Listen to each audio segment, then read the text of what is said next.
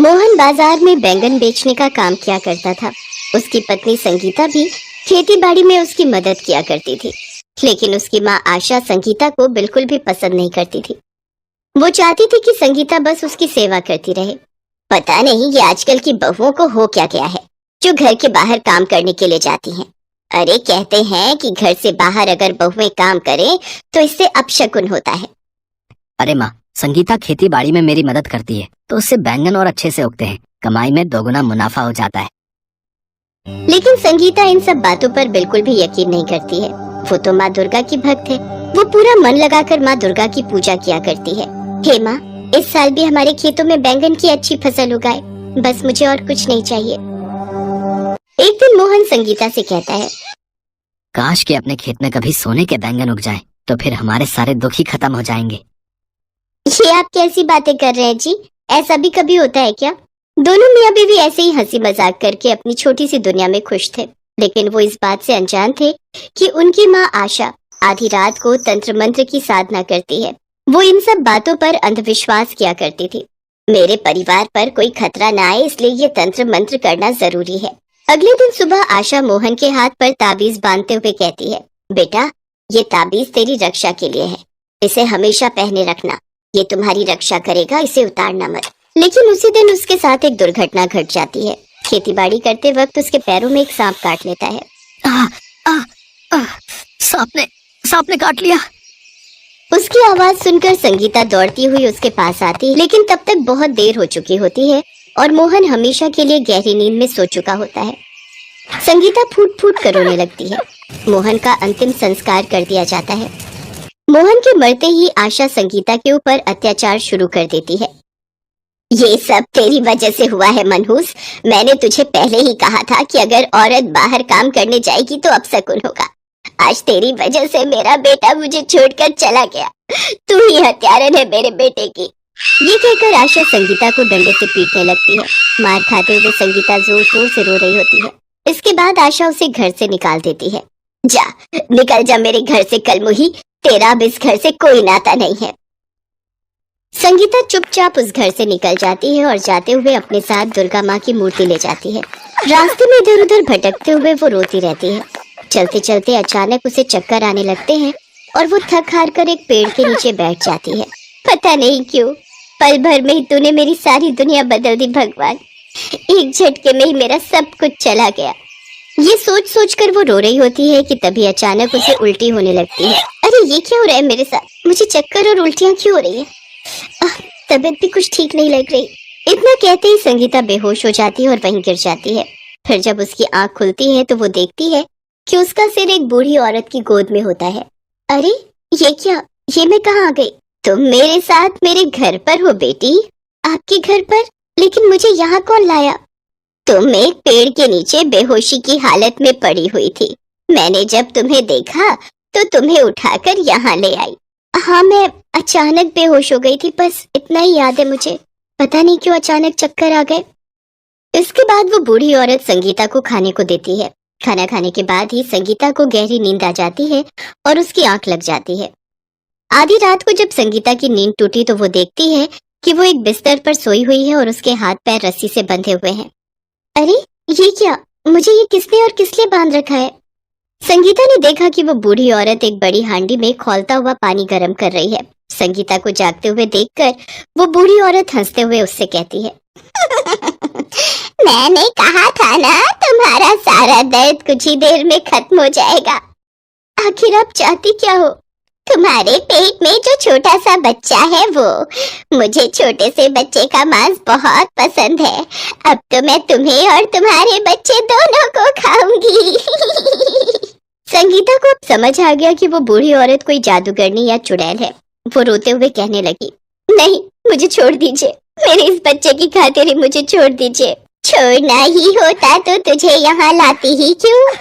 अब मैं तुझे इस हांडी के अंदर उबाल कर खाऊंगी।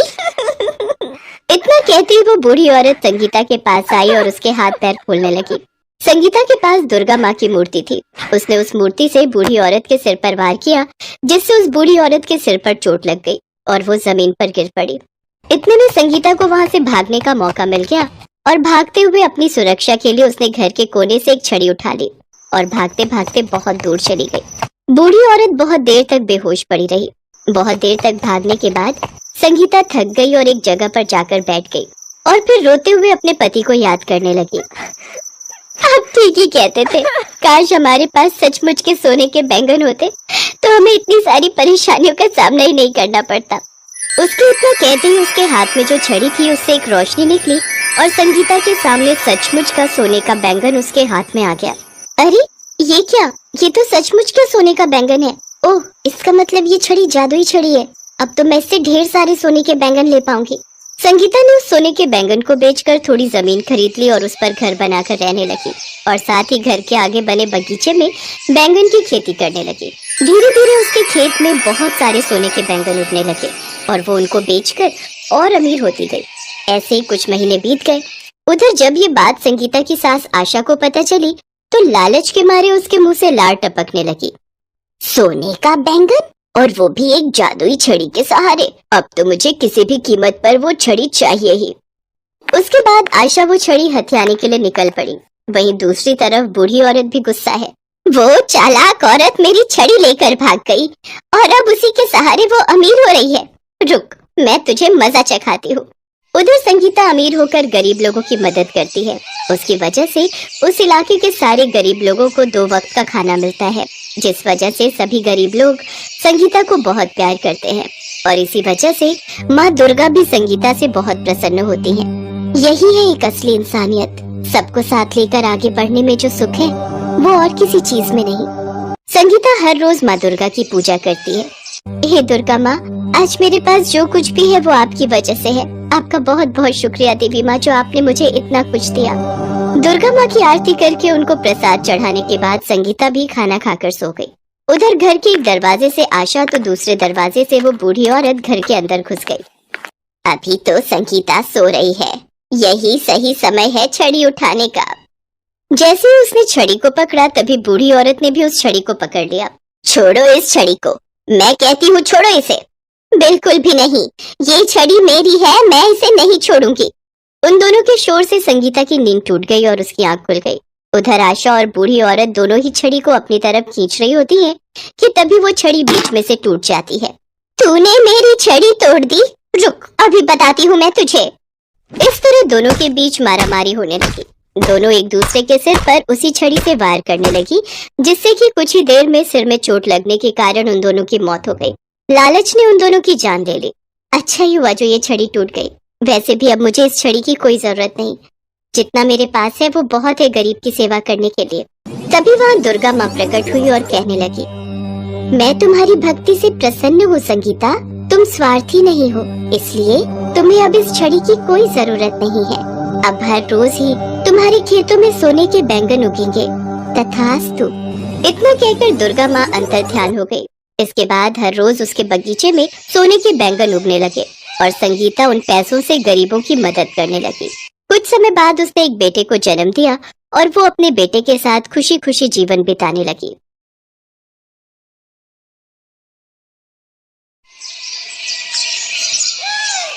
चांदनी का पति उमेश अंडे बेचने का व्यापार करता था। उसके पास काफी मुर्गियां थी जो ताजे और बढ़िया अंडे देती थी। उमेश की दुकान पर अंडे खरीदने वालों की भीड़ लगी रहती थी। उमेश की अंडों की दुकान के सामने ही शेखर की भी अंडों की दुकान थी, पर शेखर अंडे बाजार से खरीद कर बेचता था, इसलिए लोगों को उमेश की दुकान के ही अंडे पसंद आते थे। अरे उमेश भैया, तुम्हारी मुर्गियों के अंडे खाकर ही अब हमारा नाश्ता पूरा होता है। बहुत ही बढ़िया अंडे होते हैं। शुक्रिया भैया, ये लो आपके अंडे पैक कर दिए। तुम तो सारा दिन दुकान पर मक्खियाँ मारते रहते हो और ये उमेश कमा कमा कर बहुत आगे बढ़ गया है। ये लो रोटी लाई थी, खा लो। मुझे कुछ करना ही होगा, इसकी दुकान पाली हुई मुर्गियों के कारण ही चल रही है। मुझे इन मुर्गियों के बारे में ही कुछ सोचना होगा। शेखर रात में मौका देखकर उमेश की पाली हुई सारी मुर्गियों को खुला छोड़ देता है। अगले दिन उमेश मुर्गियों को जब गायब देखता है उसके होश उड़ जाते हैं। हे भगवान, मेरी मुर्गियाँ कहाँ गई? सारी मुर्गियाँ गायब हैं। माँ, चांदनी, जल्दी आओ, हम तो बर्बाद हो गए। हमारी सारी मुर्गियाँ न जाने कहाँ चली गईं। हे भगवान, ये क्या हो गया? लगता है किसी ने रात में मुर्गियों को ताला तोड़कर खुला छोड़ दिया। कोई तुम्हारे काम से ईर्ष्या करता है, उसी ने ये सब किया है। पता नहीं कौन मुझसे अपनी दुश्मनी निकाल रहा है। उमेश उदास मन से अपनी दुकान की ओर जाता है, पर वहाँ तो शेखर की दुकान पर अंडे खरीदने वालों की भीड़ लगी देखकर वो हैरान रह जाता है। क्या हुआ उमेश भाई, हैं? आज तुमने दुकान नहीं खोली क्या? तुम्हारी मुर्गियों ने अंडे नहीं दिए क्या? हैं?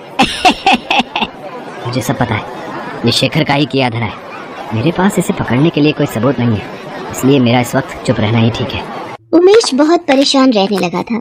उसकी मुर्गियां खो जाने से उसके पास अब कोई भी काम नहीं रह गया था। शेखर दिन पर दिन अपनी दुकान पर अंडे बेचकर पैसे कमा रहा था। उमेश को इस तरह मायूस देखकर चांदनी और उसकी सास बहुत दुखी थी। एक दिन चांदनी ने अपनी सास सुधा से कहा, माँ जी, मेरी ये सोने की अंगूठी रखी है, चलिए हम इन्हें बेचकर कुछ नई मुर्गियां खरीद लाते हैं और इनको दे देंगे। जब तक मुर्गियां नहीं होंगी तब तक काम शुरू नहीं हो सकता। तुम जैसी बहू जिस घर में हो वो घर स्वर्ग से कम नहीं है। ठीक है बहू, हम मुर्गियां खरीदने चलते हैं। अरे माँ जी, आज तो बाजार ही नहीं लगा। पता किया है, अब 1 हफ्ते बाद ही बाजार लगेगा। अब क्या करें? अब 1 हफ्ते तक उमेश खाली कैसे बैठेगा? क्या करे माँ जी, अब 1 हफ्ते का इंतजार तो करना ही पड़ेगा। मेरे पास तुम्हारी समस्या का हल है। मैं जानती हूँ तुम किस परेशानी से गुजर रही हो। आप कौन है और आपको कैसे पता कि हमारी परेशानी क्या है? मैं एक जादूगरनी हूँ और मैं दुखी लोगों की सहायता करती हूँ। अच्छा, तो फिर आप हमें हमारी परेशानी का हल बता दीजिए जादूगरनी जी। लगता है तुम दोनों सास बहू में बहुत प्रेम है और ऐसे रिश्तों को देखकर मुझे बड़ी खुशी मिलती है। मैं जानती हूँ तुम यहाँ मुर्गियां खरीदने आई थी और बाजार बंद देखकर यहाँ से वापस लौट रही थी।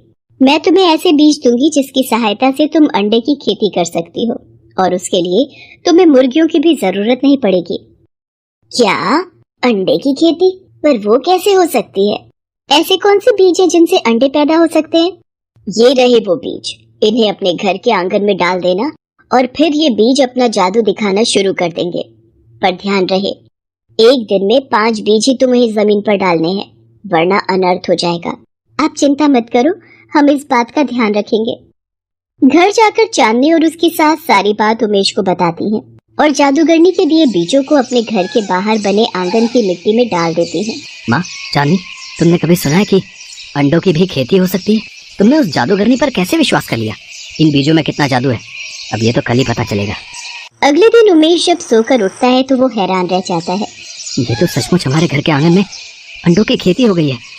पेड़ों पर अंडे उगाए हैं। मैंने तुम्हें कहा था ना कि ये बहुत चमत्कारी बीज हैं। रोजाना के 5 बीज डालने से अगले दिन 500 अंडे उगाएंगे। हाँ, ये तो सचमुच जादू हो गया। अब हम घर के आंगन में ही अंडों की खेती कर सकते हैं। उमेश बेटा, अब तुम्हें घबराने की कोई जरूरत नहीं है।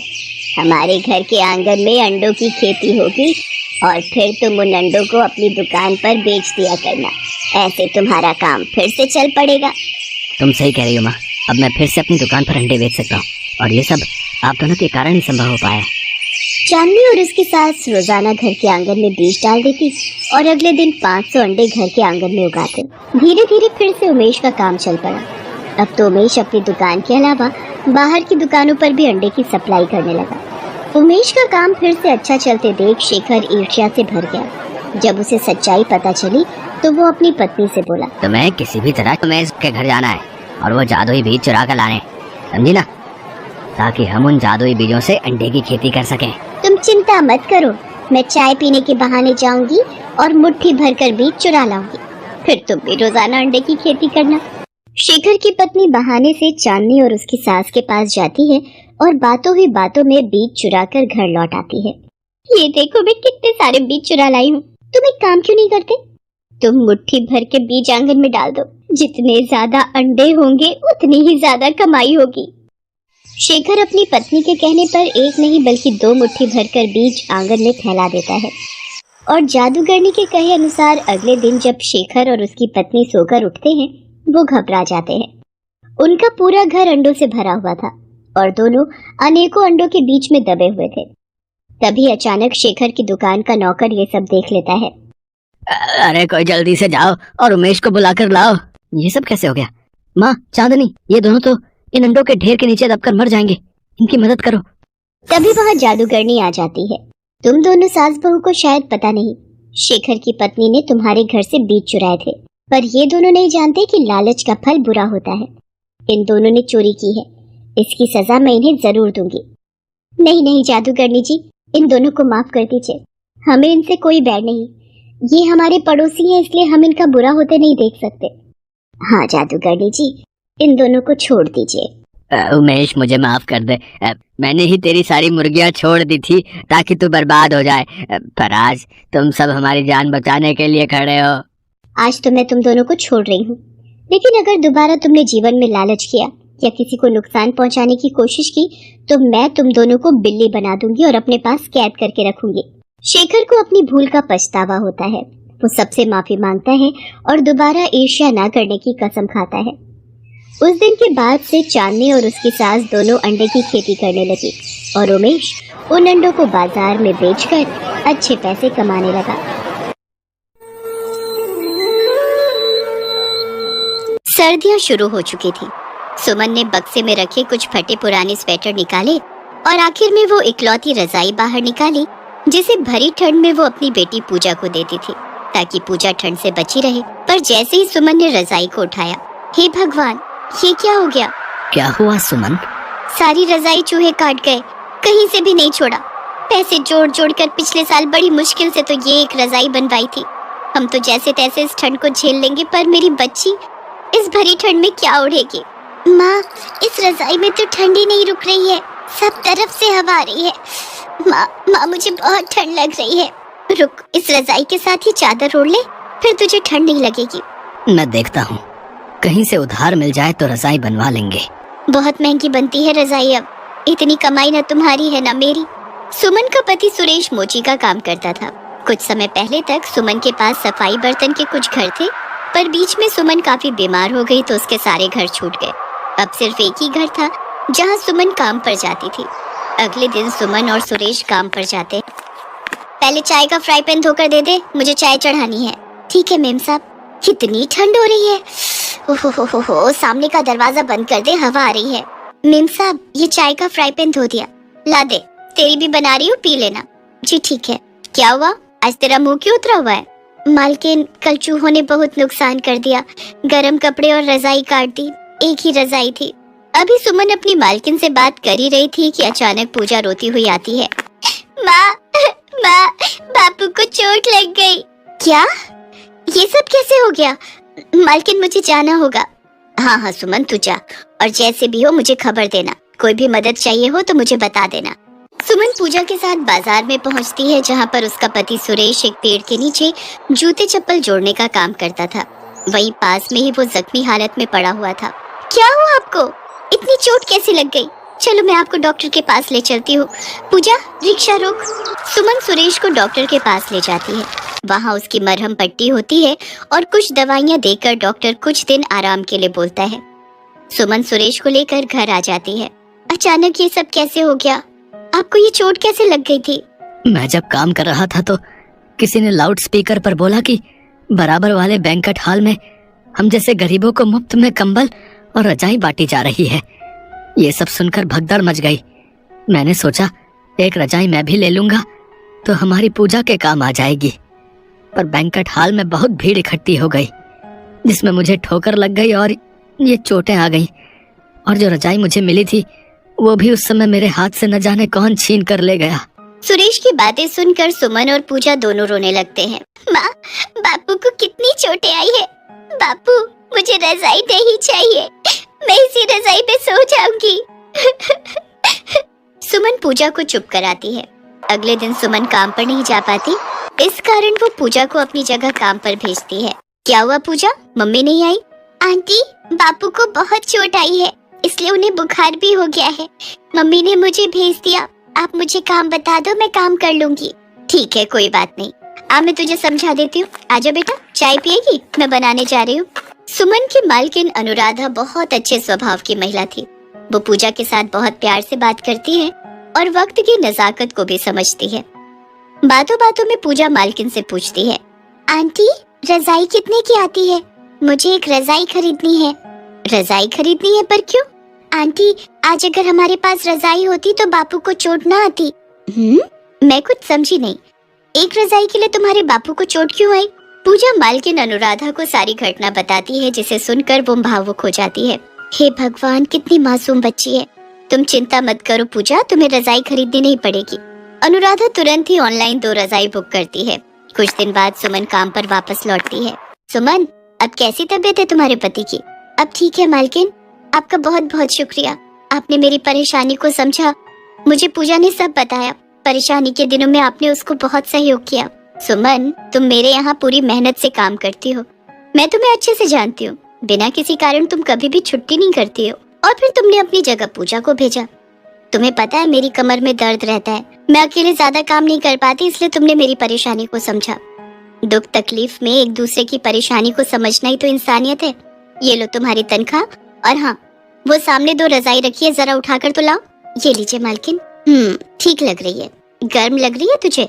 हाँ मालकिन, ये तो बहुत गर्म रजाई है। कैसे ले जाएगी? रिक्शा पर ले जा। मैं कुछ समझी नहीं मालकिन। अरे, ये दोनों रजाई मैंने ऑनलाइन तेरे लिए बुक की थी, आज ही आई हैं। मुझे पूजा ने सब बता दिया था। ये दोनों रजाई ले जा। मैंने तेरे लिए एक लोहे का संदूक भी ऑर्डर कर दिया है। दोनों रजाई उस लोहे के संदूक में संभाल कर रखना, ताकि चूहे ना काटे। मालकिन, इस दुनिया में आप जैसे लोग बहुत कम होते हैं, जो हम जैसे गरीबों के लिए मसीहा बनते हैं। शुक्रिया मालकिन। भगवान आपको जीवन में बहुत खुशियाँ दे। अनुराधा की दी हुई दोनों रजाई लेकर जब सुमन घर पहुंचती है, तो पूजा नई रजाई देखकर बहुत खुश होती है और झट से वो नई रजाई ओढ़ लेती है। आज पूजा के चेहरे पर एक नई रौनक थी। उन गरीबों को थोड़ी सी खुशी देकर अनुराधा ने सचमुच महानता का कार्य किया था।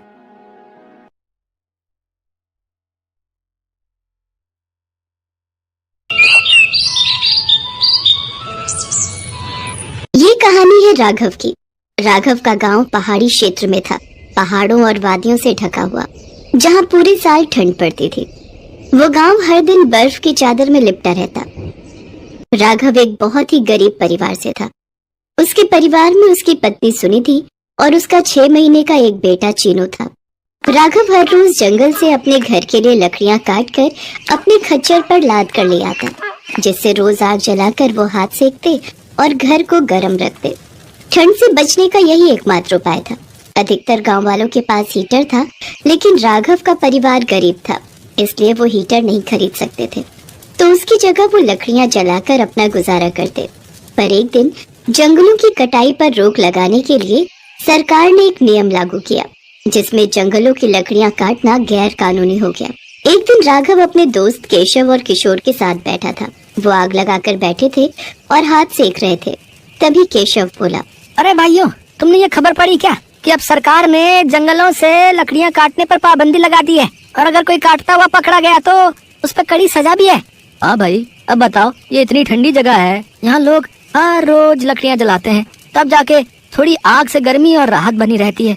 बिना लकड़ियों के तो आग ही नहीं जलेगी, लोग ठंड से ठिठुर कर मर जाएंगे। भाई भैया, हमारे गांव में तो गैस सिलेंडर हीटर सब है, हमें तो कोई जरूरत नहीं है लकड़ियों की। अरे भाई साहब, सब तुम्हारी तरह सुखी और संपन्न थोड़ी हैं। क्यों राघव, अब कुछ सोचा है तूने, क्या करेगा? हीटर खरीद ले भाई, लकड़ियों से गुजारा नहीं हो पाएगा। ठंड देख रहा है कितनी पड़ रही है। मुझे तो इसकी ही ज्यादा चिंता है। लकड़ियाँ नहीं मिलेंगी तो आग नहीं जला पाएंगे, और बिना आग के तो यहाँ गुजारा नामुमकिन है। आदमी भूख से बाद में ठंड से पहले मर जाएगा, और इतना पैसा भी नहीं है मेरे पास कि बाजार से हीटर खरीद के ले आऊं। तो भाई तू लकड़ी का हीटर ले ले। लकड़ी का हीटर मतलब? तुझे नहीं पता है? लकड़ी के हीटर के बारे में नहीं पता? काफी लोग कहते हैं कि उस काली पहाड़ी पर एक पेड़ है, उस पेड़ की ये खासियत है कि उसकी टहनियों को अगर तुम एक बार भी जला दो तो वो महीनों महीनों तक एक ही तापमान में जलती रहती है, और उन लकड़ियों से धुआं भी नहीं निकलता। और ऐसा सुना है कि वो पेड़ दिखने में बहुत सुंदर होते हैं। उनकी टहनियाँ नीले रंग की होती हैं और पत्ते गुलाबी रंग के। क्या यार, तुम भी कैसी बातें कर रहा है? वो पेड़ पहाड़ी के सबसे ऊपर वाले हिस्से में मिलता है, और वहाँ जाना कोई बच्चों का खेल नहीं है। वहाँ जंगल घना हो जाता है, वहाँ एक से एक खतरनाक जंगली जानवर हैं, और अगर तू उनसे भी बच गया तो उस पेड़ की रखवाली वहाँ के आदिवासी करते हैं। वो तुझे जान से मार देंगे, तो वहाँ जाना तो मौत को दावत देना है, और आज तक वहाँ कोई जा भी नहीं पाया है। हाँ, पर अगर कोई लकड़ियाँ लेकर आ जाए तो उसको किसी हीटर की जरूरत नहीं पड़ेगी फिर कभी। राघव उनकी बातें सुनता है, पर बिना कुछ कहे वहाँ से उठकर चला जाता है। घर की तरफ जाते जाते राघव अपने दोस्तों की बातें सोचता हुआ जाता है। राघव अपने घर पहुंचता है, तभी उसकी बीवी सुनिधि अपने बच्चों को गोद में लिए दरवाजे पर आ जाती है और पूछती, क्या हुआ जी, आप लकड़ियाँ लाए? लकड़ियाँ कहाँ से लाऊं? सरकार ने रोक लगा दी है पेड़ काटने पे। तो बिना लकड़ियों के खाना कैसे बनेगा और आग कैसे जलेगी? बिना आग के तो जिंदा ही नहीं रह पाएंगे। कहीं न कहीं से लकड़ियों का जुगाड़ करिए या शहर से हीटर खरीद कर लाइए। अरे कम से कम चीनू की तो फिक्र करो, बिना आग के तो इसकी ठंड से बुरी हालत हो जाएगी। चीनू की चिंता मुझे भी है, पर क्या करूं, ना इतने पैसे हैं कि हीटर खरीद सके, न लकड़ियां मिल रही हैं। पर तुम चिंता न करो, आज भर गुजारा कर लो, कल देखता हूँ मैं कुछ। राघव ये बोलकर वहाँ से चला जाता है। रात में सोते समय राघव के मन में सिर्फ किशोर और केशव की बातें घूम रही थी। आखिर में वो सोच लेता है कि अगले दिन वो उस पहाड़ पर जाएगा और उस अनोखे पेड़ की लकड़ियां लेकर आएगा। अगली सुबह होती है। राघव सुनिधि को बिना बताए अपने खच्चर को अपने साथ लेकर उस पहाड़ी की तरफ निकल जाता है। राघव पहाड़ी की ऊंचाई की तरफ अपने कदम बढ़ाता जाता है। वो जितना ऊपर की तरफ जाता जंगल उतना ही खूबसूरत और खतरनाक हो जाता। उसे जगह जगह पर जहरीले सांप और तरह तरह के जंगली जानवरों की आवाजें सुनाई आती हैं। लेकिन राघव संभल कर चलता रहता है, पर रुकता नहीं है, क्योंकि उसकी आंखों के आगे उसके छोटे बच्चे और उसकी बीवी की तस्वीर रहती है, जो अगर वो लकड़ियां नहीं ले जा पाएगा तो उसके परिवार के लिए जीवन बिताना बहुत मुश्किल हो जाएगा। धीरे धीरे वो हर खतरों से लड़ता पहाड़ी के उस हिस्से तक पहुंच जाता है जहां पर वो पेड़ पाए जाते हैं। तभी उसकी नजर एक बहुत ही खूबसूरत और बड़े आकार के पेड़ पर पड़ती है। उस पेड़ की पत्तियां गुलाबी व टहनियां नीले रंग की होती हैं। वो बहुत ही खूबसूरत दिख रहा था और बाकी पेड़ों से अलग भी था। धीरे धीरे वो जैसे अपनी नजर घुमाता, उसे चारों तरफ वही अनोखे पेड़ दिखाई पड़ते। ये देख राघव सोचता है, लगता है यही वो अनोखे पेड़ हैं जिनकी बातें किशोर और केशव कर रहे थे। अब एक काम करता हूँ, जल्दी से इन लकड़ियों को काट लेता हूँ और इन्हें खच्चर पर लाद कर गाँव ले चलता हूँ। ये बोलने के बाद राघव अपने काम पर लग गया। वो फटाफट लकड़ियां काटने लगा। तभी उसे किसी के भागने की और अजीब अजीब आवाजें आने लगती है, मानो जैसे बहुत से लोग चिल्लाते हुए राघव की तरफ आ रहे हो। राघव जब तक कुछ सोचता तब तक राघव के चारों तरफ आदिवासी उसे घेर कर खड़े हो जाते हैं। उन सबके हाथों में नुकीले औजार होते हैं। राघव उन्हें देखकर डर जाता है, मानो उसने अपनी मृत्यु देख ली हो। आदिवासियों ने राघव के हाथ में कुल्हाड़ी देखी। वे लोग राघव को उठाकर ले जाने लगते हैं। अरे छोड़ो, अरे कौन हो तुम? मुझे जाने दो, मुझे छोड़ दो रे। आदिवासी राघव को उठाकर अपने साथ कबीले में ले जाते हैं। राघव उनके कबीले को देखता है। सब मिलकर राघव को ले जाकर अपने सरदार के पास खड़ा कर देते हैं। सरदार, ये इंसान हमारे अग्नि वृक्ष को काट रहा था, हम इसे पकड़ कर आपके पास लाए हैं, बताइए क्या किया जाए इसका? तुम लोगों की हिम्मत कैसे हुई यहाँ तक आने की, और यहाँ आकर तुम हमारे अग्नि वृक्ष को काट रहे थे ताकि नीचे जाकर तुम लोग उसे बेचकर उसका कारोबार कर सको? नहीं नहीं, रुक जाए, मेरी बात तो सुने। जिसके बाद राघव अपनी सारी परेशानियां सरदार को बताता है। सरदार उसकी सारी बातें सुनता है।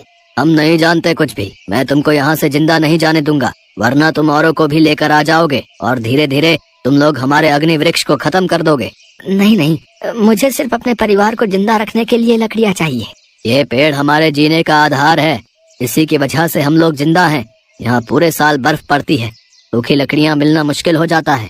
हमारे पास आग जलाने का कोई साधन नहीं है, बड़ी मुश्किल से हम पत्थर से आग जलाते हैं। अगर ये पेड़ तुम लोगों की नजर में आ जाएगा तो तुम लोग इसका गलत इस्तेमाल करोगे।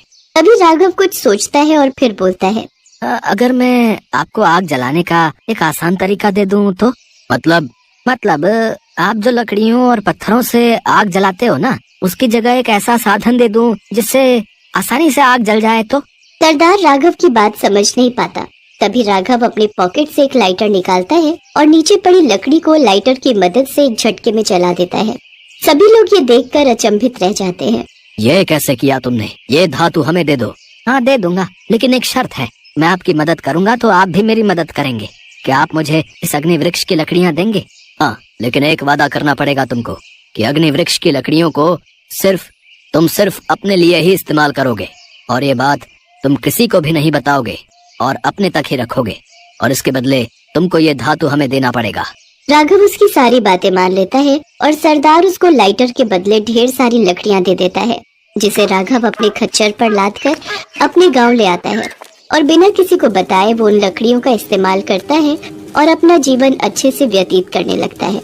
इस लकड़ी की खास बात ये थी कि ये अग्नि वृक्ष की लकड़ी जलने के बाद कभी राख नहीं बनती थी। इसे जितना मन उतना जलाया जा सकता था और बुझाया जा सकता था। इस तरह राघव और उसके परिवार का जीवन खुशी खुशी बीतने लगा। इस कहानी से हमें ये शिक्षा मिलती है कि हमेशा एक दूसरे की मदद करते रहना चाहिए। संपन्न कर देता है। हेलो दोस्तों, कैसे हैं आप सब? हमारी कहानियाँ देखने के लिए हमारे चैनल को सब्सक्राइब कीजिए और हाँ, बेल आइकॉन पर क्लिक करना मत भूलिएगा।